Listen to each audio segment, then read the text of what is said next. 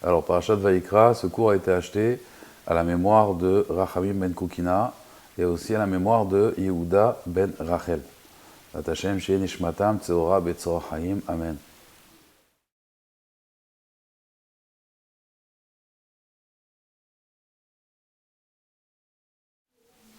Alors, chers amis, si vous voulez dédicacer un cours, alors n'hésitez pas, il y a un numéro de téléphone, vous appelez et on peut le dédicacer les Onishmat, les Refoua Shelema, les Hatzlacha. Donc, Bezrat Hashem, celui qui veut dédicacer un cours, Tavo Alechem Beracha Be'et Hashem.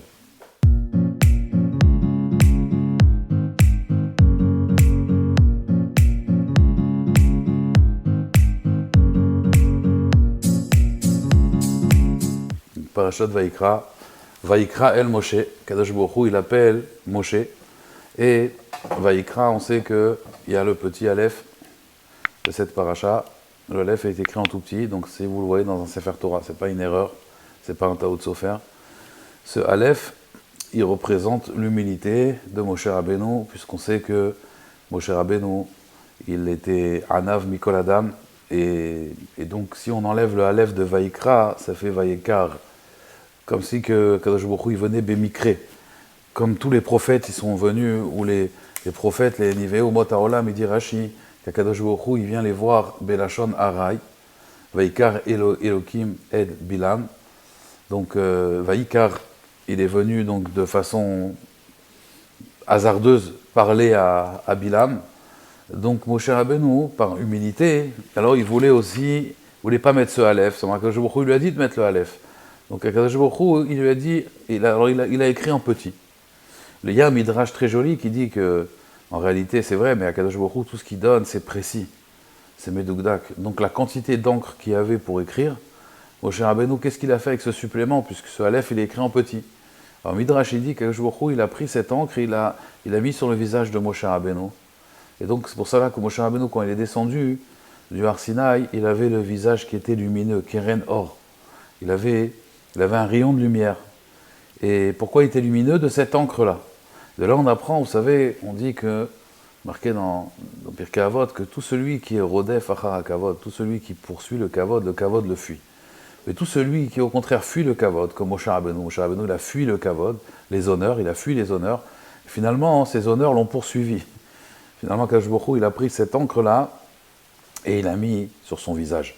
Alors, il faut savoir que, donc, comme on a expliqué, Moshe Rabbeinu, c'est la Hanava, c'est tout ce qui est, on va dire, se faire petit, l'humilité. On voit que Kadosh Baruch Hu, il a mis sa Shrina dans le Har Sinaï, qui était la plus petite des montagnes. On voit aussi, pareil, dans l'histoire du monde, qu'il y a eu Caïn et Avel, Caïn a tué Avel, après il y a eu un enfant qui s'appelait Shet, Shet c'était le petit par rapport à Caïn, et pourtant c'est de Shet qui va sortir le peuple juif. Ensuite, vous avez Noach, il avait des enfants, Shem, Ham et Yafet.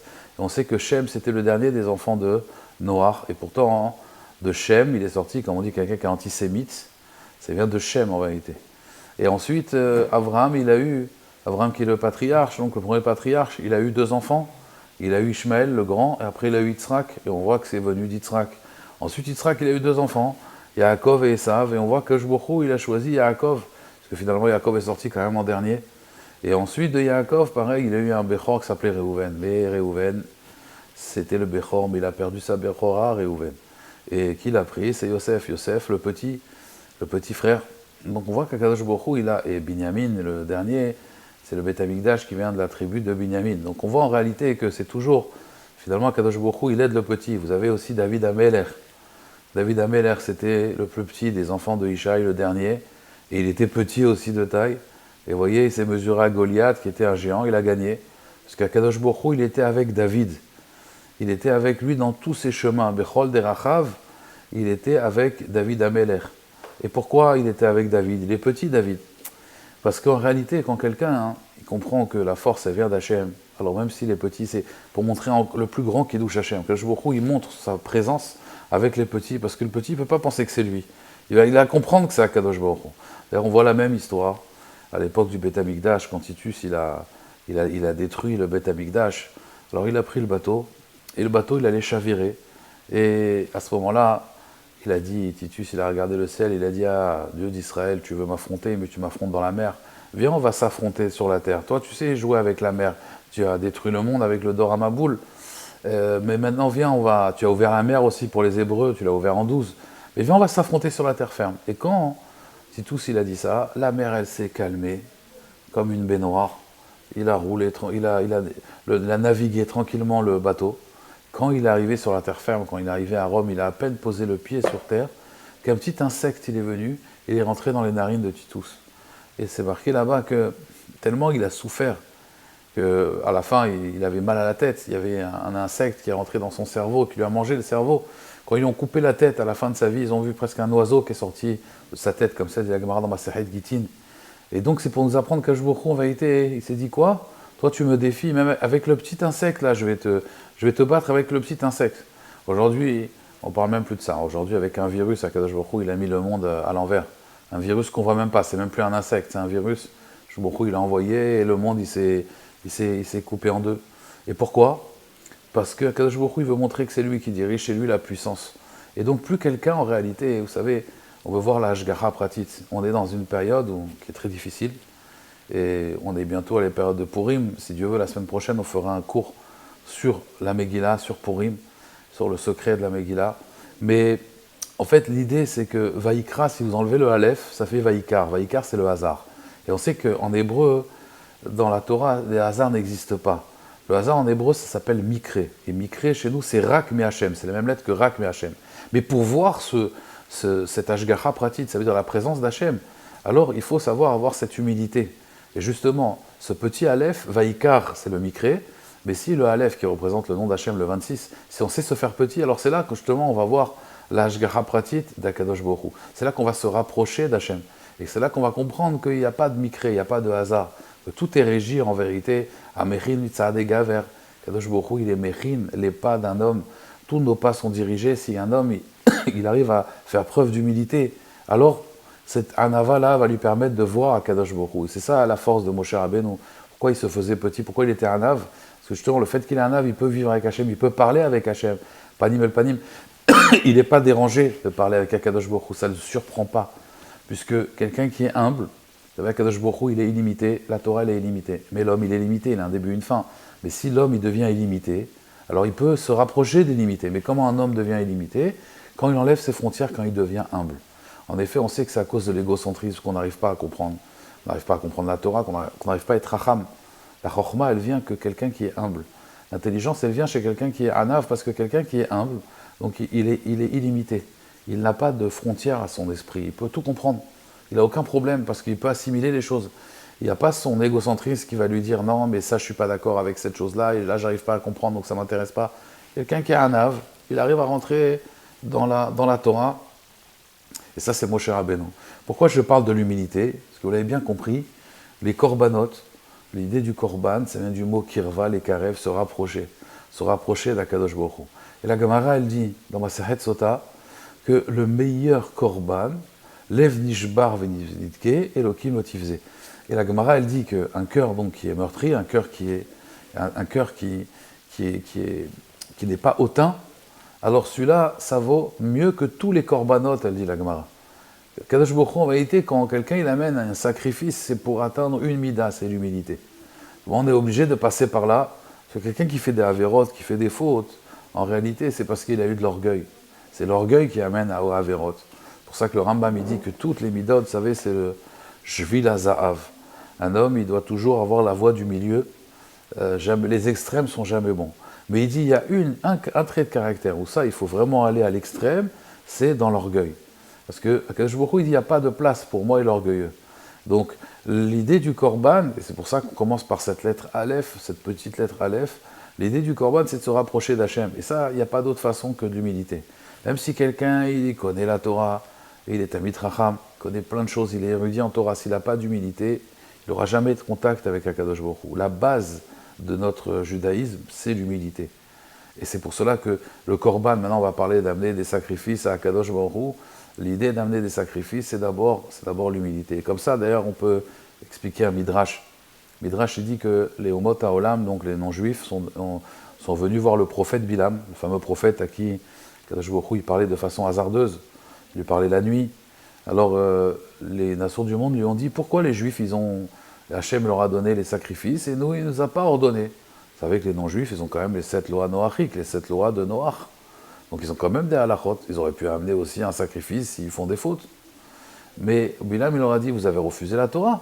Alors vous avez automatiquement refusé aussi les korbanot. Alors l'explication au niveau du sens simple, au niveau du pshat, le Ben Ish Chai, il explique dans son Sefer Od Yosef Rai que en fait l'idée c'est que les non-juifs viennent, ils veulent un korban. Alors on sait que une fois on a demandé à la chokhma, à l'intelligence, on lui a dit un fauteur, quelle est sa kapara, quelle est sa réparation. Et l'intelligence, la chokhma, a dit que le fauteur, le mal va le poursuivre. Ils ont été voir la prophétie. La prophétie, on lui a demandé à la prophétie, donc au prophète, un homme qui faute, qu'est-ce qu'il doit faire? Quelqu'un qui faute, il doit mourir. Et on a été voir la Torah, et la Torah, elle a dit qu'il amène un korban et qu'il soit réparé. Ça veut dire qu'il soit pardonné et que sa faute soit réparée. Donc on voit que cette idée de korban, elle vient de la Torah. Donc eux, ils ont refusé la Torah. Du coup, la Torah, c'est un package. Dans la Torah, s'ils avaient accepté, il y aurait eu les korbanot. Ils ont refusé la Torah, donc ils ont refusé aussi ce package donc des korbanot. Mais en réalité, l'idée, elle est plus profonde que ça. Ce qu'il a voulu leur dire, Bilam, c'est que, c'est quoi la Torah? C'est Naaseh Venishma. On a fait, après on va comprendre. On a dit Hachem, on va faire, après on va comprendre. Ça, c'est quelque chose qui n'existe pas. Un homme, on lui dit quoi faire. Un homme, d'abord, on lui explique pourquoi il doit faire cette chose-là, et après on lui demande de faire. Mais on ne va pas lui dire fais, après tu comprendras. C'est pas possible. Je ne peux pas dire à quelqu'un, regarde, tu vas maintenant prendre ta voiture, tu vas aller à 10 000 km en voiture, et après je te dirai quoi faire là-bas. C'est pas possible. D'abord, tu lui dis qu'est-ce qu'il doit faire. Et après, donc il comprend qu'il doit aller là-bas. Nous, on a dit Naaseh Vedishma, on va faire et après on va comprendre. Tous les non-juifs, ils ont posé des questions. Qu'est-ce qui a marqué dedans? Mais qu'est-ce qui est écrit? Est-ce qu'on pourra le faire? On ne pourra pas le faire? Nous, on n'a pas posé de questions. Et le fait de ne pas poser de questions, c'est une preuve d'humilité, de comprendre. Le bon Dieu te demande quelque chose. Est-ce que maintenant je vais réfléchir? Est-ce que c'est bien ou c'est pas bien? C'est forcément bien. Je fais confiance. Ça, c'est l'humilité. Des fois, même dans un couple, c'est pareil. Des fois, un homme il va demander à sa femme des choses, ou sa femme va demander quelque chose à son mari. Il fait confiance à sa femme, il ne va pas poser 10 000 questions. Pourquoi tu me demandes ça?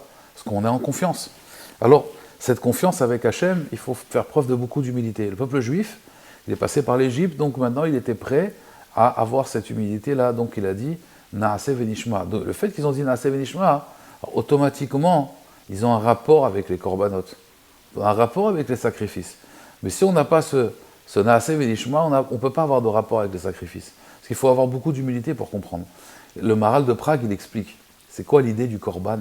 La notion de sacrifice, c'est en fait de tout ramener vers Hachem.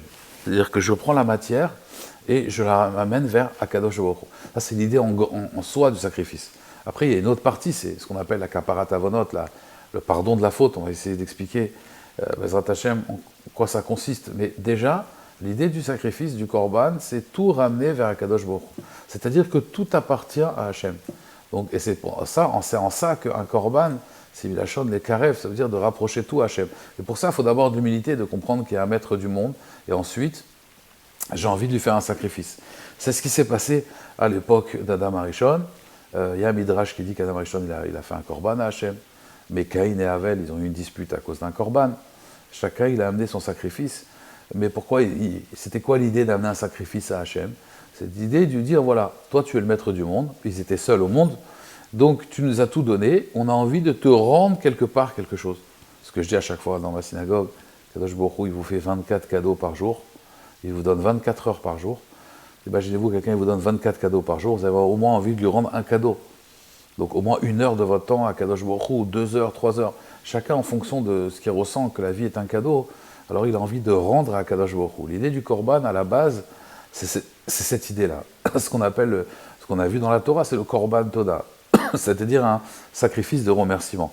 Après, on a évolué, et il y a eu les korban par rapport à la faute. Maintenant, se faire pardonner. Quand quelqu'un, ça a l'air quand quelqu'un se dispute avec une personne, alors maintenant il veut faire la paix avec sa femme, il va lui offrir un bijou, une bague. Donc on a l'impression un peu que c'est la même idée. On a fauté, donc maintenant on veut amener un cadeau à Kadosh Baruch Hu et se rapprocher de lui. Alors bien sûr, c'est pas ça l'idée, là pour l'instant je suis qu'au niveau du pshat, donc l'idée du sens du korban, il y a un machal qui illustre bien ça. Il y avait une fois une personne, il y avait un gouverneur dans une ville, et il y avait un paysan qui s'est approché avec son troupeau, avec son bétail, il n'a pas bien vu, mais son bétail, donc il a laissé un peu brouter un peu n'importe où. Ils ont brouté dans le jardin du gouverneur. Le gouverneur, il voit ça, qu'est-ce qui se passe? C'est quoi ce troupeau dans mon jardin? Alors il décide de confisquer tout le troupeau.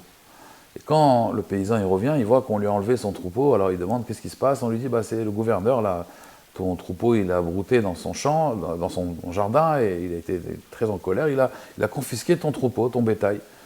Alors, comment faire? Il est parti, il lui a demandé pardon, mais comment il a fait? Il est venu avec des paniers et des paniers de fruits, c'est un agriculteur aussi, donc il a amené des paniers et des corbeilles de fruits, magnifiques, et il lui a dit, voilà, je te demande pardon, j'ai pas fait attention, excuse-moi, accepte mes cadeaux. Et le gouverneur, il a été touché par les excuses et par le cadeau, et donc il a accepté son présent, et là, il a libéré son troupeau. Et voici que les mois passent, et un autre paysan, il passe dans le coin, et pareil, son troupeau, il va brouter dans le champ de ce gouverneur. Le gouverneur dit, confisquez-moi ce troupeau. Et là, le paysan est très embêté, comment faire pour récupérer son troupeau? Alors il demande conseil, et puis voici que les gens lui disent, bah, tu sais, il y a eu la même histoire, il y a une personne qui est venue, elle lui a amené des corbeilles de fruits, et c'est bon, il a libéré son troupeau. Alors qu'est-ce qu'il a fait? La même chose, il a préparé des corbeilles de fruits, et puis il s'approche de la maison du gouverneur, il tape à la porte, il n'y a personne. Et alors il y a ses gardiens, qu'est-ce qui se passe? Il n'est pas là, le gouverneur, il est parti en voyage. Il dit, bon écoutez, voilà, prenez les corbeilles de fruits, je récupère mon troupeau. Alors ils lui ont dit, mais tu lui as parlé? Oui, c'est bon, je me suis arrangé avec lui, voilà. Donnez-lui les corbeilles de fruits. Et puis il prend son troupeau. Le gouverneur il rentre de voyage et il voit des fruits partout. Qu'est-ce que c'est que ces fruits? Alors on lui dit, voilà, on lui explique. Voilà, tu t'es arrangé avec ce paysan, je ne me suis jamais arrangé avec ce paysan. Allez, ramenez-moi son troupeau. Alors on ramène le troupeau. Le paysan, il vient fou de rage. Il va voir le gouverneur, il dit, je ne comprends pas. Mais moi, je vous ai amené des paniers de fruits. Il lui dit, mais comment des paniers de fruits? Mais tu as saccagé mon jardin. Alors il a dit, oui, mais je vous ai amené des paniers de fruits. Il a dit, mais quel rapport? Il lui dit, mais il paraît que... Il lui a dit, je vais te raconter. Cette personne-là qui était venue avec ses paniers de fruits, d'abord il m'a demandé pardon, il m'a demandé mechila, et ensuite j'ai accepté son cadeau. Mais si maintenant toi tu viens juste avec les cadeaux, moi j'ai pas besoin de tes cadeaux. Alors c'est ça qu'Akadosh Baruch Hu, il disait, il y avait un Beth Amikdash. Apparemment, on aurait dû être pardonné tout le temps de nos fautes, puisque quelqu'un il fait une faute, il amène un sacrifice, il appuie sur un bouton, voilà, il fait un chèque à la synagogue, combien ça coûte? J'ai fauté, j'ai fait tel avéra, combien ça coûte? Ça ne marche pas comme ça dans le judaïsme. C'est pas j'ai fauté, donc je me fais pardonner. J'amène un sacrifice, ça y est, une vache, un mouton, shne torim, shne benayona, de la farine, des oisillons, et voilà, je suis pardonné. L'idée du korban, c'est d'abord de demander mechila à Kadosh Baruch Hu, de demander pardon. Adam qui akriv mikem korban. D'abord, comprendre. Vaïkra Hashem el Moshe, vaïdaber, et il a parlé Hashem elav, meo el mohed, les morts, daber al ben Israël. Parle au ben Israël, Adam, d'abord Adam. Un homme qui a fauté, c'est-à-dire un homme qui comprend qu'il a fauté. Alors qui akriv mikem korban, quand il va amener maintenant un korban, il va l'amener mikem de lui-même, ça veut dire qu'il comprend qu'il a fauté. Et maintenant, il sent qu'il y a une distance avec Hachem. Vous savez, on dit dans la tfila d'abord, accepte notre tchouva. Mais après, c'est l'achalanu avinu. Maintenant, pardonne-nous. Mais ça y est, j'ai fait tchouva. Non, ça ne suffit pas. Maintenant, j'ai fait tchouva d'abord, et après, je demande le pardon. Et après, pardonne-moi. Mais si déjà la personne, elle ne comprend même pas qu'elle a fauté, elle ne comprend même pas la gravité que son bétail, il a mangé et il a saccagé le jardin du gouverneur. Ça y est, il n'a pas vu le problème. Lui, ce qu'il veut, c'est juste récupérer son bétail. Moi, ce que je veux, regardez, j'ai fait des avérotes, je veux pas de problème dans ma vie, voilà. Je fais la tzedaka, je donne le maaser, laissez-moi tranquille. Voilà, il y a une capara, je paye ce qu'il faut payer. Ça, Kadosh Baruch Hu, il n'en veut pas des corbanotes comme ça. Donc l'idée du korban, c'est d'abord comprendre que tout est Hachem, je veux le remercier. Ensuite, j'ai fauté, mais bien sûr, quand j'ai fauté, je dois arriver à un degré de conscience, de comprendre en réalité que le korban, c'est même Ilachon des Karev, je veux me rapprocher encore plus d'Hachem. J'ai fait tchouva, c'est vrai, mais maintenant, quelque part, j'ai détruit quelque chose. Alors je veux en vérité réparer cette chose-là. Donc quand je répare, j'amène un korban, mais c'est pour réparer en vérité cette distance que j'ai avec Akadosh Baruch Hu. J'ai envie d'avoir un pardon, j'ai envie de me remettre au même niveau que j'étais avant. Je vais aller encore un peu plus loin. Vous savez, il y avait un rave qui s'appelait Rav Eliaou Lopian, et ce rave-là, il a écrit donc des Sfarim, Lev Eliaou, c'est un grand mashgiach à Getzed. Et ce rave-là, une fois, il y a un élève, il est venu le voir, il lui a dit, Rabbeinu, voilà, je vais te dire la vérité, j'ai fait du lachon hara sur toi. Et je te demandais mechila. Alors il lui a dit, bon, d'accord, qu'est-ce que tu as dit sur moi? Alors il lui a répété. Et il lui a dit, Rabbeinu, tu me pardonnes? Il lui a dit, non, je ne te pardonne pas. Et comment tu ne me pardonnes pas? Mais dans la Torah, c'est marqué qu'il faut pardonner. Il a dit, oui, reviens dans 2 semaines, peut-être là, je te pardonnerai. Alors l'élève, il était étonné, mais Rav, quoi, vous ne pardonnez pas? Il lui a dit, mais c'est quoi pour toi un pardon? Aujourd'hui, vous savez, des fois, il y a des histoires, bon, allez, on a fait la paix. Mais dans le cœur, on est différent. Avant, cette personne, tu lui souriais. Maintenant qu'il t'a fait quelque chose, même si tu as fait la paix, tu es toujours en distance avec lui. Pardonner une personne, c'est-à-dire que, il lui a expliqué, il va te pardonner, c'est que maintenant, je vais te regarder de la même façon qu'avant que tu m'aies dit ce que tu as fait sur moi. Et ça, j'y arrive pas, je suis un être humain. Il est venu 2 semaines après, le Rav Lopian lui a dit, je te pardonne. Mais quand il lui a dit, je te pardonne, c'est-à-dire que tu es la même personne avant la faute et après la faute, tu es la même personne. Ça, c'est pardonner. Aujourd'hui, malheureusement, le nyan de Selicha, Selach lanu avinu, Kihatanu, pardonne-nous, notre Père, car on a fauté. Aujourd'hui, le pardon chez nous, c'est bon, voilà, Mechila, voilà, je te demande pardon. C'est pas ça le pardon. Le pardon, c'est qu'il y a une situation qui nous a, à cause d'une faute, à cause d'une dispute, qui nous a séparés. Et maintenant, le pardon, c'est, en fait, on doit se rapprocher, mais comme avant. C'est pas juste pardon, mais maintenant on se voit au loin, voilà, bonjour, salut, on va plus s'inviter. Si avant on s'invitait le Shabbat, quand je pardonne, je le réinvite Shabbat. Sinon, c'est pas un pardon, c'est pas une mechila. Encore une fois, je dis pas, il y a des fois, il faut garder des distances avec certaines personnes, mais l'idée du pardon, en tout cas, l'idée de la mechila et de la sticha, c'est qu'il ne s'est plus rien passé du tout. C'est-à-dire comme si il ne s'était rien passé. Ça, c'est l'idée du korban. Hachem, il veut qu'on soit proche de lui. Donc quelqu'un, il a fait une faute, il s'est écarté d'Hachem. Hachem, il est resté toujours avec toi. C'est toi qui t'es mis une barrière. On a mis une séparation. On s'est séparé d'Hachem. C'est à nous maintenant d'enlever cette séparation. Comme on dit, Chadesh Yamenu Kekedem. Chadesh Yamenu, c'est renouvelle les jours comme avant, Kekedem, comme avant la faute. C'est-à-dire que Kadosh Baruch Hu, il veut que la personne qui est fautée, elle devienne la même personne qu'avant la faute. Donc pour ça, il faut une réparation. Il faut une réparation. Et justement, c'est un peu ça, si vous voulez, l'idée, il y a marqué Adam, qui a kriv miken korban. Alors Rashi nous dit, une explication incompréhensible, Rashi nous dit, il ramène le Midrash, Adam, lorsque l'homme, il amènera un korban à Hachem, mina behema, mina bakar. Il dit, pourquoi on a dit Adam? Pourquoi on n'a pas dit Ish? On peut dire Ish aussi. Ish qui a kriv miken korban, pourquoi Adam? Rashi, il dit, Adam, ça fait référence au premier homme. Adam Arishon. De là, on voit qu'Adam Arishon, il a amené des sacrifices à Hachem. Mais ça, on a expliqué, c'était l'idée que tout appartient à Hachem. Alors, Ma Adam Arishon lo écrive mina gezel. De la même façon qu'Adam Arishon, il dit Rashi, il n'a pas amené un sacrifice du vol. D'accord? Pourquoi? Shakolaya Shelo, tout appartenait à Adam Arishon, donc on ne pouvait pas avoir une notion de vol. Il y avait une mitzvah qu'il ne pouvait pas faire, c'est l'otikzol, ça lui appartient. Bon, après, quand il a eu des enfants, c'est différent. Af atem, vous aussi, lotakrivu, mina gezel, vous aussi, vous n'arrocherez pas un korban, mina gazel, du gezel. D'accord? De la même façon qu'Adam Arishon, il n'a pas amené un korban volé, alors vous aussi. Alors déjà, il y a 2 questions qu'on peut se poser ici. D'abord, est-ce qu'une personne, elle va amener un sacrifice du vol? C'est pas logique, quoi. Moi, j'ai fauté. Et maintenant, je vais amener un sacrifice pour me faire pardonner. Je vais voler et je vais amener un korban. Ça n'a pas de sens. Encore une fois, l'idée du sacrifice, c'est de réparer la faute, ça veut dire l'éloignement que j'ai eu avec Akadosh Baruch Hu. Et qu'est-ce que je vais faire maintenant? Qu'est-ce que j'ai trouvé pour me rapprocher d'Hachem? Je vais voler, je vais faire une deuxième avéra pour amener un korban. Comment c'est possible une chose pareille? Comment le Midrash il peut dire que ça existe une chose pareille? Donc ça veut dire bien, si le Midrash en parle, que ça existe. Comment, dans la psychologie humaine, ça peut marcher, ce système-là? J'ai fait un sacrifice, et maintenant, j'apporte un sacrifice du gezel. C'est pas logique.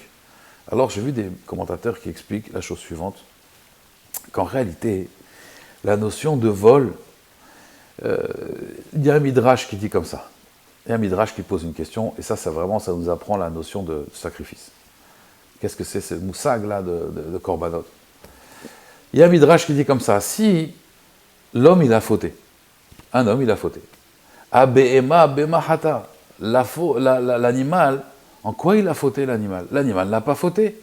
Donc l'homme c'est vrai il a fauté, très bien, ok, il doit demander pardon à Hachem, Mais pourquoi il va prendre un animal maintenant innocent? L'animal, il y est pour rien.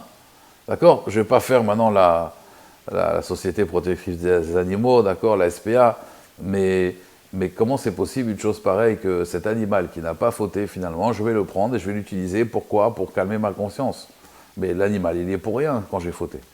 Alors, le Midrash, alors les commentateurs, ils expliquent que c'est ça le Gezel. Le Gezel, en fait, c'est pas l'idée que je vais voler un animal, bien que ça peut arriver, mais ça c'est des pathologies, ça ne m'intéresse pas. C'est pas que je vais voler un animal pour me faire pardonner alors que je veux me faire pardonner et je vole. L'idée ici, c'est que, en fait, je vais voler la vie de l'animal pour rien. C'est-à-dire, Adam qui a écrit Vikem Korban, un homme, s'il ne comprend pas la gravité de son acte, s'il ne comprend pas qu'en réalité, il amène un Korban justement pour se rapprocher d'Akadosh Baruch Hu, parce qu'il s'est éloigné de lui, s'il amène juste un sacrifice parce qu'il va avoir une bonne conscience, bon, j'ai fauté, je ne veux pas que ça me porte malheur, donc je prends cet animal-là, comme ça, c'est comme il faisait à l'époque, vous savez, ils sacrifiaient, pas dans la Torah, mais ceux qui faisaient l'idolâtrie, ils sacrifiaient des enfants pour l'idolâtrie. Ces gens-là, en fait, voilà, ils voulaient calmer leur conscience, et donc on va chercher un bouc émissaire, voilà l'idée du bouc émissaire, on va prendre quelqu'un, voilà, lui va pardonner nos fautes. Ça s'appelle du gezel, ça s'appelle du vol. Tu prends la vie de quelqu'un pour ta conscience, pour calmer ta conscience. Ça, Kadosh Baruch Hu, il n'en veut pas. Al takrivu mina gezel. Si quelqu'un, il amène un sacrifice, mais à l'idée de ce paysan-là qui va juste amener des fruits pour récupérer son troupeau, à l'idée de cette personne qui va dire, bon, moi, je vais faire un korban, mais je vais sacrifier un animal, je vais aller à Rosh Hashanah, et je vais sacrifier la poule comme ça. Hein. Tous les mauvais décrets, là, ils ne viennent pas sur moi, ils viennent sur la poule, sur le coq. Alors ça s'appelle du gezel, ça s'appelle du vol. Tu vas en fait calmer ta conscience et tu vas le mettre chez l'animal. D'ailleurs, le Rambam, il disait que c'est... Bon, il y a une discussion sur ça, sur les poules, sur la capara de la poule à Yom Kippour. Le Rambam, il dit ça, c'est darké à Emori. Ça, c'est l'habitude des Emori, des Ovdei Avodazara, de ceux qui font la Avodazara. Parce que l'idée de la Avodazara, d'un korban de la Avodazara, c'est calmer ma conscience avec un sacrifice. Et l'animal, il y est pour rien. Et là, le Midrash, il a raison. Si un homme, il a fauté, alors en quoi l'animal, il y est pour quelque chose? Il faut savoir, pour calmer tous ceux qui pensent que, quand même, un animal, qu'est-ce qu'il a fait? Savoir qu'à l'époque du Beth Amikdash, les animaux, le Midrash nous dit que les vaches, elles tendaient leur cou. Les vaches, elles demandaient que ça. Les animaux demandaient que ça, de partir en sacrifice, parce qu'ils sentaient, ils comprenaient que l'animal sentait dans ses gènes qu'il allait s'élever, qu'il allait avoir une élévation. Et si l'animal ne voulait pas tendre son cou, c'est qu'il sentait que l'homme, au contraire, là, c'était du vol. Il voulait juste calmer sa conscience. Quand j'amène un sacrifice, c'est pas pour calmer ma conscience et se dire, j'ai fauté, donc maintenant, ouf, cet animal, il va prendre pour moi. Ça s'appelle du gezel. L'idée, c'est quoi? C'est que je veux me rapprocher d'Akadosh Baruch Hu, je me suis éloigné de lui, donc maintenant je lui demande pardon, maintenant je veux m'élever.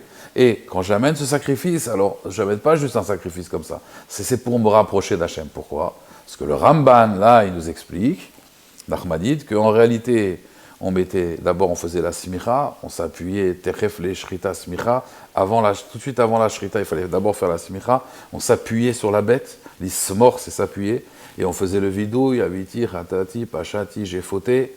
Et ensuite, quand on faisait la shrita, je devais avoir l'impression, sentir que cet animal qu'on sacrifiait, c'est moi, c'est mon corps. Et quand on le mettait sur le misbéar, qu'il allait brûler, je devais sentir que vraiment c'est moi qui ai brûlé. Et donc là, à ce moment-là, qu'est-ce qui se passe? Là, je me suis rapproché d'Hachem. Et là, j'ai repris cette humilité. Alors vous allez me dire, on n'a qu'à être humble et pas passer par un korban. Non, on voit qu'on avait besoin de faire... Pour être vraiment pardonné, pour vraiment enlever tout cet orgueil-là, on avait besoin de faire cette expérience, parce que l'homme, c'est quand même un être humain de chair et de sang, on avait besoin d'utiliser ça. Mais l'animal était bien sûr consentant, il n'y avait pas de gezel, parce que là, c'était pour se rapprocher d'Hachem. C'était pas pour calmer une conscience, c'était pas pour expier aujourd'hui, malheureusement. La notion d'expiation, c'est de se dire, bon, j'ai des fautes, alors je vais payer, et même si ça fait mal, damim, c'est vrai, c'est l'argent, damim, c'est comme le sang, donc on se dit, je vais faire une kapara, non, ça, c'est pas de chez nous. Nous, la notion de sacrifice, c'est que je vais jeûner, je vais faire une tfila, je vais jeûner, parce que ça va m'enlever un peu cet orgueil pour pouvoir me rapprocher à nouveau d'Akadosh Baruch Hu. Ça, c'est l'idée du korban. C'est pour cela, encore une fois, que l'idée du korban, c'est que on est devenu trop orgueilleux, alors maintenant on va redescendre sur terre et on va amener des korbanot pour se rapprocher d'Akadosh Baruch Hu, pour se rapprocher du Ensof, Parce qu'encore une fois, quelqu'un qui faute, c'est quelqu'un qui a de l'orgueil, donc il est limité, et donc automatiquement il s'est écarté d'Akadosh Baruch Hu. On sait que c'est très bien que le Zohar nous dit que quand quelqu'un faute, il fait une Avera, alors il sépare le nom d'Akadosh Baruch Hu, Yud Ke Vav Ke. On avait expliqué que Avera c'est Avar He, Teshuva c'est Tashuv He. La dernière lettre du nom d'Akadosh Baruch Hu, Yud Ke Vav Ke, le He, quand j'ai fait une Avera, en fait, j'ai séparé le nom d'Hachem. Pourquoi tout ça? Parce qu'on a une centrale nucléaire. C'est l'occasion de le dire, c'est un peu l'époque qu'on vit maintenant. Un homme, un Adam, notre racine, elle est sur le Kisei HaKavod. Quand quelqu'un il fait des Averot, il fait des destructions terribles. Et quand il fait des mitzvot, il fait des constructions magnifiques. Il faut savoir, c'est extraordinaire le fait d'étudier la Torah, de faire des mitzvot, c'est une construction. C'est chaque chose qu'on fait, Altikre Banaïr et la Bonaïr. En vérité, Altikre Banaïr et la Bonaïr, c'est un binyan. On construit des mondes, on construit des olamot. On construit des mondes supérieurs avec nos mitzvot. Et malheureusement, on détruit aussi avec nos averot. Donc, le korban, il est là pour justement réparer ces mondes-là et ramener la distance en fait.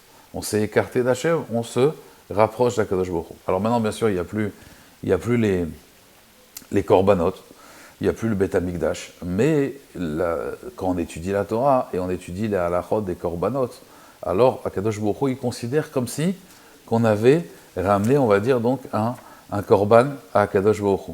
Parce que l'Imoud Torah, si on étudie les lois des korbanot, alors Akadosh Baruch Hu, il considère ça comme si qu'on avait, si vous voulez, réparé, comme si qu'on avait amené nous-mêmes un sacrifice dans le Beth Amikdash. Et ça, c'est l'idée donc de Vaïkra. Vaïkra, Akadosh Baruch Hu, en fait, il nous appelle. Des fois, il y a des colottes comme ça, on nous appelle, il y a des sons, il y a des voix. Mais avant tout, c'est quoi Vaïkra? Il faut cette humilité de Moshe Rabbeinu. Et c'est pour cela que Moshe Rabbeinu, il va commencer à ramener ces corbanotes-là. Vous savez que toutes les générations, ils ont fauté et ils ont fait remonter malheureusement à Kadosh Adam Arishon, quand il a fauté, la présence divine, elle était présente sur terre. C'était dans le Gan Eden. Quand il a fauté, il a repoussé à Kadosh Baruch Hu d'un cieux. Caïn, il a tué son frère, il a repoussé la présence divine d'un cieux. Ensuite, il y a eu la tour de, pas la tour de Babel, Dor HaMaboul, la destruction du monde. Il y a eu juste Noir qui a été sauvé, on a repoussé encore Akadosh Baruch Hu d'un ciel. Ensuite, il y a eu Dor HaFlaga, la tour de Babel, encore un autre cieux. Et ensuite, il y a eu Sodome et Gomorre. Et Sodome et Gomorre, il y a eu encore un cieux qui est monté. Donc on est monté à 7 cieux. Et Abraham est venu et il a réussi à faire redescendre la Shrina. Il y a eu Abraham, Yitzhak et Yaakov. Et ensuite, on dit qu'après Abraham, Yitzhak et Yaakov, il y a eu Lévi, il y a eu Kehat, il y a eu Amram, et après le 7e cieux, c'est Moshe. Moshe, il est venu, et avec les corbanotes, il a réussi à faire descendre la présence divine. Mais maintenant, on ne voulait plus qu'elle remonte, puisqu'elle était déjà bien descendue, elle était au 7e ciel. Donc du coup, elle est redescendue, elle était sur terre, et donc on s'est dit, mais maintenant, comment on va faire pour la garder, cette Shrina? Alors c'est pour cela qu'on a amené, on va dire, les corbanotes, et c'est pour ça que la menorah, c'était Sheva Kanim par rapport aux 7 cieux, aux 7 sphirotes, que Akadosh Baruch Hu, il est redescendu dans ces 7 cieux. Et donc, toute l'idée, si vous voulez, des corbanotes, c'était de se rapprocher d'Akadosh Baruch Hu, de vivre avec Akadosh Baruch Hu une proximité. Et c'est ça, tous ces halachot des corbanotes. Le korban, il devait être pur. Quand on a une pensée aussi, la pensée, elle devait être pure, sinon, chas v'shalom, ça faisait pigoule. Si quelqu'un il a une mauvaise pensée pendant le korban, ça invalide le korban. S'il a une pensée même étrangère au korban, ça s'appelle pigoul. Pigoul, ça veut dire le korban, il est plus valable. Donc toute l'idée de Vaïkra, c'est la tahara, c'est la proximité avec Hachem. D'ailleurs, en général, aujourd'hui, on ne le fait plus vraiment, mais pour d'autres raisons que je ne veux pas rentrer là-dedans. C'est bien de... Mais à l'époque, en tout cas, on faisait étudier aux enfants les halachot des korbanot, puisque c'est les corbanotes de la pureté, et un enfant, il est pur. Un enfant, il a un contact avec Akadosh Baruch Hu qui est tam. Il n'a pas des kreshbonot, des questions. C'est pour cela qu'on faisait étudier aux enfants, on va dire, les halachot des corbanotes. Ça, c'est un peu, si vous voulez, l'idée du Sefer Vaïkra. Il y avait d'ailleurs une fois un sipour avec un Rav qui s'appelait Rav Daniel. Rav Daniel, il était connu, on l'appelait tous Rav Daniel. C'était un Rav qui était pendant la période de la Shoah, la période triste, période dure du Ham Israël, période très dure, et il avait un cheder. Et son cheder, donc il avait des talmidim, il avait des élèves, des jeunes élèves, et puis un jour il a fait un mauvais rêve. il s'est réveillé, il a rêvé que les nazis ils étaient en train de tuer les enfants du Cheder. Alors ils sont partis, il a dit il faut qu'on s'en aille, il est parti, il ne s'était pas trompé, c'était un rêve prémonitoire. Donc il a quitté le Cheder, ils sont partis étudier dans la forêt. Et ils se sont cachés comme ça pendant 3 semaines. Et au bout de 3 semaines, malheureusement, les nazis les ont attrapés, les ont retrouvés. Et ils les ont tous fusillés. Mais avant de mourir, le Rav Daniel, il a dit aux nazis, il leur a demandé, Marchemam, il leur a demandé est-ce qu'il lui autorisait à parler à ses élèves juste avant qu'ils meurent. Alors ils ont accepté. Ils ont accepté sa demande. Et le Rav Daniel, il a dit à ses élèves, il leur a dit, vous savez, il leur a fait un Dvar Torah. Il leur a dit, il y a un Midrash qui dit la chose suivante. Moshe Rabbeinu, vous savez, Hachem, il lui a montré d'or au Shav, d'or au Manigav. Il a montré les générations jusqu'à l'avenue du Mashiach. Il lui a montré tous les Chachamim de la Torah, tous les dirigeants communautaires. Il lui a montré toutes les générations jusqu'à l'avenue du Mashiach. Et quand il est arrivé à la génération de Rabbi Akiva, il a dit, pourquoi tu ne lui donnes pas la Torah à lui, à ce Rabbi Akiva, il est extraordinaire. Il lui a dit, ça c'est pas ton problème. Ensuite, il a vu la fin de Rabbi Akiva. Et Rabbi Akiva, il était en train de se faire torturer par les Romains, ils étaient avec des peignes de fer. Et alors, il lui a dit, Zotora vezosrara, c'est ça la Torah et c'est ça son salaire. Et là, à ce moment-là, il lui a dit, Shtok beni, kar ala bemarchavati. Il lui a dit, tais-toi, ainsi c'est monté dans ma pensée. Kar ala bemarchavati. Alors, le Rav Daniel, il a posé une question à ses élèves, il a dit, mais Akadosh Baruch Hu, il n'a pas répondu. Akadosh Baruch Hu, il aurait dû répondre. Ça veut dire, tais-toi, ainsi c'est monté dans ma pensée. Et alors, Moshe Rabbeinu a insisté, et le Midrash dit, Akadosh Baruch Hu lui a dit, tais-toi, sinon je détruis le monde. C'est pas une réponse. Tais-toi, sinon je détruis le monde. Et réponds-lui, voilà, Rabbi Akiva, il est venu réparer ça ou pas réparer ça. On sait toutes les réparations qu'il a fait Rabbi Akiva. Et là, il leur a dit, le Rav Daniel, un Dvar Torah extraordinaire, il leur a dit, en vérité, comprenez bien mes enfants, le monde, pour qu'il continue à fonctionner, donc ça c'est une autre notion maintenant du Korban, il faut des fois, le monde des fois il est mauvais, le monde des fois il est tombé très bas, et pour qu'il puisse avoir, on va dire, un justificatif, vous savez, il faut justifier quelque chose. Le tzaddik, ça vient du mot matzdik. Tzaddik, c'est matzdik. Il est matzdik, ça veut dire il justifie sa présence dans le monde. Lui, il arrive à être matzdik et maasav. En hébreu, matzdik, c'est justifier. Ani matzdik et atzmi, je vais me justifier. Donc, tziduk adin, par exemple, tziduk adin, c'est quand quelqu'un il a perdu un proche, on dit dayan haemet, on est matzdik le din, ça veut dire on donne raison, on justifie le din. Donc le tzaddik, c'est quelqu'un qui justifie sa présence, mais pas que. Il justifie la présence, en fait, l'existence du monde. Je vais vous donner un exemple. Rabbi Shimon Bar Yochai, de son vivant, il n'y a jamais eu un arc-en-ciel. C'est quoi l'idée d'un arc-en-ciel? C'est qu'Akadosh Baruch Hu veut détruire le monde, mais comme il a juré de ne pas détruire le monde, alors il y a un arc-en-ciel pour rappeler sa promesse. Mais à l'époque de Rabbi Shimon Bar Yochai, Rabbi Shimon Bar Yochai était tellement tzaddik qu'il arrivait à justifier l'existence du monde rien qu'à travers son existence. C'est-à-dire que Rabbi Shimon Bar Yochai lui-même, il justifiait l'existence du monde. Ça, c'était Rabbi Shimon Bar Yochai. Donc il n'y avait pas d'arc-en-ciel à son époque. Par son mérite, le monde y tenait. Alors il leur a dit, Akadosh Baruch Hu, il a dit à Moshe Rabbeinu, sache que ce monde-là, Akadosh Baruch Hu, kachala bemarchavati, ainsi c'est venu dans ma pensée, Akadosh Baruch Hu, il a voulu créer le monde avec la midat hadin, avec la rigueur. Comme c'est marqué, Bereshit bara Elokim. Et Hashamim et Haaretz. Elokim, c'est midat hadin, c'est la rigueur. Au commencement, Dieu créa le monde avec la rigueur. Et donc, Akadosh Baruch Hu, il a dit, j'ai créé quand même ce monde avec la rigueur, ça ne peut pas être que du chesed. Si les gens se comportent mal, s'il y a de la rigueur, je suis obligé de détruire le monde. C'est vrai qu'Akadosh Baruch Hu, il a aussi mis du chesed. Alors qu'est-ce qu'on fait pour équilibrer, si vous voulez, la balance? Alors il y a des corbanotes. Des fois, à l'époque, c'était les corbanotes, donc des animaux. Mais des fois, le monde, il va tellement mal. Le monde s'est tellement éloigné de son créateur, si vous voulez, qu'il y a d'autres, en vérité, corbanotes, qui sont là pour justifier le monde. Et c'était Rabbi Akiva. Alors il leur a dit à ses enfants, regardez, là les nazis ne comprenaient pas parce qu'il leur parlait en yiddish, et il leur a dit, regardez ces hommes-là qui sont avec leurs fusils, ils n'ont plus rien d'humain, ils sont à des années-lumière d'Akadosh Baruch Hu. Mais dans ce monde, il n'y a pas que ces bêtes sauvages qui ont des apparences humaines, il y a aussi une humanité, il y a des gens aussi qui n'ont pas fauté. Donc nous, on va justifier, encore une fois, on va être les sacrifices pour que ce monde, il continue à exister. Et là, les élèves, il leur a dit, donc, ayez une bonne pensée, comme il avait fait Rabbi Wasserman pendant la Shoah avec ses élèves, il avait fait un cours sur Ilchot Korbanot, avant d'être fusillé là-bas, dans la ville de Radin, là-bas, la yeshiva de Rabbi Wasserman, c'était Rosh Yeshiva, qui était parti aux États-Unis, qui est revenu, qui a dit à ses élèves, on va être tués, il a voulu mourir avec ses élèves, il a dit, un capitaine, il ne quitte pas le navire, et il a fait un cours de 3 heures sur Ilchot Korbanot, ou 4 heures, et ensuite les nazis les ont tués. Et quand ils sont partis à se faire tuer à l'abattoir, ils chantaient Ashrenu Matov Chelkenu Manaim Goraleno. Et les nazis, on a retrouvé un calepin d'un nazi qui disait, ces élèves, quand on les a tués, ils chantaient, ils dansaient.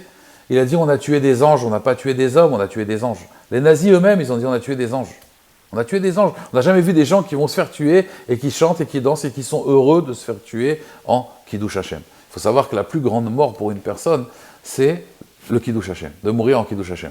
Donc il leur a dit, le Rav Daniel à ses élèves, sachez qu'on va partir en Kiddush Hashem, mais pas que seulement en Kiddush Hashem, on va être là pour que le monde il puisse continuer à exister, à fonctionner. Donc ça c'est les korbanot. Et en plus, les enfants qui n'ont jamais fauté, on sait que le monde il tient sur Hevel Piv, Shel Tinokot, Shel Chaban, Shel Ochatu. On m'a dit dans Shabbat que le monde il tient sur les paroles des enfants qui étudient la Torah, qui n'ont jamais fauté. Donc vous imaginez les corbanotes que c'est. Ça aussi, c'est ce qu'on appelle l'idée des corbanotes, d'être un corban. C'est ça, Adam qui a kriv mikem korban. C'est-à-dire que quand l'homme il a amené un sacrifice, il devait sentir aussi cette proximité avec Hachem. Pourquoi? C'est ce qu'on appelle le bitul hayesh, qu'il était complètement annulé pour le kavod d'Akadosh Baruch Hu. Ça, c'était vraiment l'idée du korban, et pas malheureusement l'idée du korban qu'on peut avoir, la kapara qu'on a aujourd'hui. Je fais un chèque et ça y est, et on fait un serefa, c'est brûlé. C'est pas ça l'idée. L'idée, c'est vraiment un homme, il devait penser au Arba Mitot Bedin. Quand un homme, il amenait un korban, il devait penser à Mitat Skila. Skila, c'est par rapport au Yud du nom d'Akadosh Baruch Hu. Ensuite, il devait penser à Srefa. Srefa, c'est le He. Ensuite, il devait penser à Ereg. Ereg, c'est couper la tête. C'est le Vav. C'est les 4 morts du Bedin. Et vous avez le He de la fin du nom d'Akadosh Baruch Hu, c'était Henek, la strangulation. Donc, il devait penser à ces 4 lettres-là, Yud, Ke, Vav, Ke. Et on sait que dans le Beth Amikdash aussi, il y avait 4 éléments. Dans le Korban, il y avait 4 éléments. Et ces 4 éléments, c'est possible par rapport à Yud, Ke, Vav, Ke. On sait qu'il y avait du végétal, il y avait le Korban Solet. Solet, c'est valeur numérique Malchut. Il y avait aussi les libations d'eau. Donc, il y avait aussi l'eau, le minéral. Il y avait l'animal. Et il y avait aussi l'idée du rouar, de la parole. Il y avait les Arba Yesodot aussi. Il y avait le feu, le Esh, le Afar, Misbeach Adamata Aseli. Il y avait le Esh du Misbeach. Il y avait le Yesod Amaïm, les libations. Il y avait aussi le Yesod Arouach, le Dibour. On faisait vidouille. Et tout ça, ça a amené une réparation sur l'Arba Yesodot, sur les 4 noms d'Hachem. Là, il y avait une vraie kapara. Donc c'est ça, si vous voulez, l'idée du Korban. La notion de sacrifice, c'est quand on fait une avéra, on s'est éloigné d'Hachem. Alors il y avait tout ce processus pour nous rapprocher d'Akadosh Baruch Hu. Mais en aucun cas, Hazve Shalom, de se penser que c'était l'animal pour moi, c'était je mets l'animal à ma place. C'est la notion de bouc émissaire. Et malheureusement, c'est ce qui se passe. Les nations du monde ont toujours fait ça. Vous savez, je vais terminer avec ce midrash. Une fois, il y avait la famine dans la jungle. Et alors les animaux, il y a un midrash qui dit que les animaux se sont réunis. Et puis, ils ont commencé chacun à faire le vidouille. Qui c'est qui a fauté? Alors l'ours, il est venu, il a dit, une fois, moi j'ai mangé un enfant. Le lion, il lui a dit, bon, mais t'avais faim. Bon, tu es pardonné. Ensuite, le tigre, il est venu, il a dit, moi, une fois, j'ai mangé 2 brebis. Il a dit, bah, c'est normal, c'est ta nourriture. Elle a dit, oui, mais la deuxième, j'avais pas faim, j'ai fait par envie. Bon. Et puis chacun, il amène des fautes terribles. Et puis voici que la petite brebis, elle vient, elle dit, moi, une fois, j'ai mangé de l'herbe. Mais cette herbe-là, en fait, elle dépassait du jardin du voisin. Mais de toute façon, cette herbe-là, elle n'était pas utilisée par cet homme-là. Il n'utilisait pas cette herbe. Donc on va dire, elle était efker, elle était à personne. Et alors là, le lion et tous les animaux, ah, mais voilà, on a trouvé le coupable, mais elle ne t'appartient pas, cette herbe-là. Oui, mais il l'utilise pas de toute façon. Oui, mais elle ne t'appartenait pas, ben voilà le coupable. Ils l'ont pris, ce mouton, ils l'ont mangé. Ainsi, les nations du monde, ils cherchent un bouc émissaire. Et à chaque fois, on a cherché un bouc émissaire, et c'est la personne, ça devient le korban, le Ham Israël, ça devient le korban du monde. Pourquoi? Je voudrais quand même expliquer pourquoi c'est le Ham Israël qui doit payer à chaque fois. Parce que c'est vrai, on a pris sur nous la Torah. Kadosh Baruch Hu, il a dit, si vous n'acceptez pas la Torah, je détruis le monde. Donc, bien sûr, on a pris sur nous la Torah, Et donc, on a pris sur nous la responsabilité de l'existence du monde. Donc, c'est normal que c'est nous qui payons l'addition parce que nous, on a accepté. C'est par notre mérite qu'on a accepté la Torah, c'est par notre mérite qu'on a accepté la création du monde. Mais par ce mérite-là aussi, on a eu les corbanotes. C'est pour ça que les nations du monde ne pouvaient pas amener un corban pour expier une faute. Ils amenaient des corbanotes à Sukkot, mais ça, c'était autre chose. Les 70 nations qui venaient amener un corban à Sukkot, des corbanotes, mais pour l'expiation d'une faute, non. Ça, c'est que le Ham Israël, parce que c'est le peuple juif qui a pris sur lui l'existence du monde, puisque sans Torah, le monde n'aurait pas continué. Akadosh Baruch Hu, il a dit soit on accepte la Torah, soit je détruis le monde. Mais une fois qu'on a accepté la Torah, alors on a aussi cette chance de pouvoir se rattraper avec les corbanotes, mais de la façon dont j'ai expliqué dans le shiur. Alors, Chazak U'Baruch, Be'at Hashem, la semaine prochaine, donc on fera un shiur sur Purim, Be'at Hashem.